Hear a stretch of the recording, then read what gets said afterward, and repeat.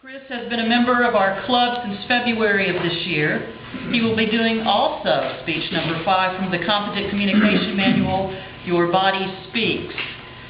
His evaluator is John Ferrier. John, what are his objectives?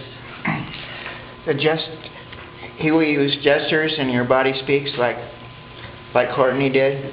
And objectives are use stance, movement, gestures, facial expressions, eye contact to express your message and achieve your speech purpose. Make your body language smooth and natural.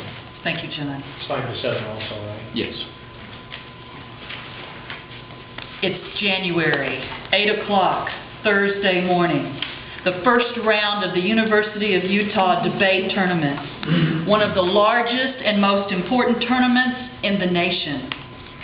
Chris and his partner Ben were facing off against one of the top-ranked teams in the nation. But that's not the story. The story is how they arrived there having had no sleep and virtually nothing to eat in the previous 24 hours. Let's welcome Chris Swanson.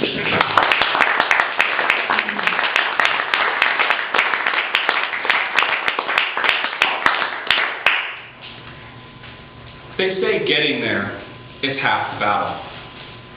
Fellow Toastmasters, honored guests, all of you out there, sometimes just getting there is the entire battle. It started off well enough. Wednesday morning, 10 a.m., the 9 of us who were going to the tournament gathered at the debate house. We loaded up all of our evidence into the van, headed off to the airport, got through security pretty quickly. This is before airport security went completely insane. And we were wheels up off the ground right on time without a hitch. That should have been our first clue. Couple of hours flight time later, we're approaching Salt Lake City. And the captain's voice comes over the loudspeaker. Ladies and gentlemen, sorry to have to inform you we have a severe weather condition here in Utah. And unfortunately with the snow we can't land, so we're going to have to go into a bit of a holding pattern and hope for a break in the weather. So we started to circle. And circled. And circled. And just to break the monotony, we did a little more circling. And finally, after about an hour and a half, the captain's voice came on again. Ladies and gentlemen, the weather's not being very cooperative, and because of fuel constraints, we're going to have to divert to our alternate airport. So we turn away from Salt Lake, and a 45-minute flight later, we land at a small airport in southern Idaho. And they pull up the little stair thing, and they open up the door, and this being January, it's a little nippy outside, so we go down the stairs and we run across the tarmac into this small airport. This room is about a quarter of the size of the entire airport. I'm not kidding. This half of the airport is for departures. This half of the airport is for arrivals. And right in the middle, of course, this being southern Idaho, there was a bar. I think they built the airport around the bar. So now we're stuck there for a while. And then finally they announced that the weather's clearing. So we bound across the tarmac yet again, up the stairs, into the plane, and we take off to Salt Lake City. 45 minutes later, the pilot's voice comes over the loudspeaker. Ladies and gentlemen, we regret to inform you that there's still a lot of snow in Salt Lake. We're going to have to wait a bit and hope the weather clears. So we circle again. And we circle. And it's very nearly as exciting as it was the first time as we're circling.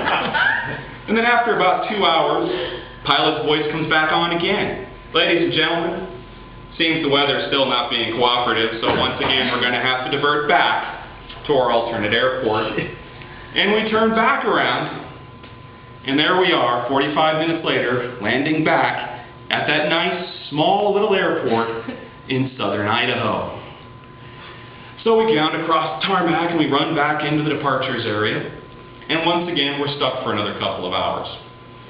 About 8:45 p.m., our debate coach, Bill, notices the big doors opening and they're bringing in a lot of luggage because there are no conveyors in southern Idaho. All they do is they just bring the luggage in, dump it off, and you go and grab it. And Bill notices that this particular batch of luggage they're bringing in is our luggage. So do most of the other passengers from the plane. They're bringing in our luggage. And the same collective fear goes through all of our heads at the same time. Dear God, we are about to get stuck overnight in an airport in southern Idaho. Thankfully, we were spared having to live through that particular circle of hell. Because the announcement came on that they, instead of flying us to Salt Lake City, they were going to bus us to Salt Lake City. And all we would have to do was wait just a little while for the buses to arrive.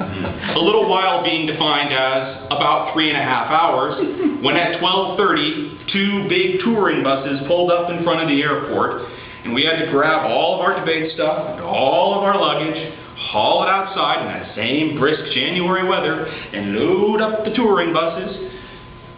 And then finally we got on the bus and began our drive to Salt Lake City at around 1 o'clock in the morning.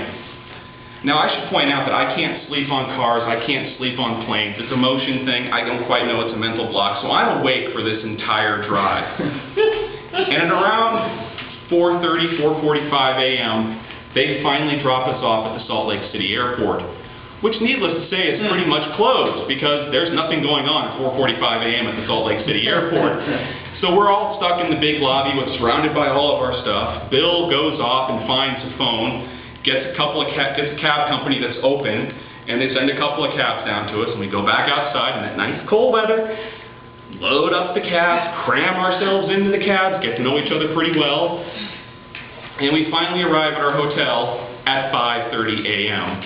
An hour and a half before the bus that's supposed to take us to the University of Utah is due to arrive. I know if I try and take a nap, I'm never going to get up again. So I opt for a nice hot shower, I change my clothes. Unfortunately, I can't find any food before the bus shows up. So we're going back outside, we load that bus up, and we're off back to the campus. They drop us off at the Student Union building, which is the central hub for the debate tournament, offload all of our stuff, and I immediately run to where I know there's donuts. There being about 500 other college students here, the donuts are going pretty fast, but I managed to grab one, stuff it in my mouth. Ben and I go find our schedule, grab the schedule, find out where we're supposed to be, and rush across campus to get to our first round. And there we were, 8 o'clock in the morning, facing off against one of the top-ranked teams in the nation, with no sleep and no food. Well, a donut and some airline peanuts, so no real food.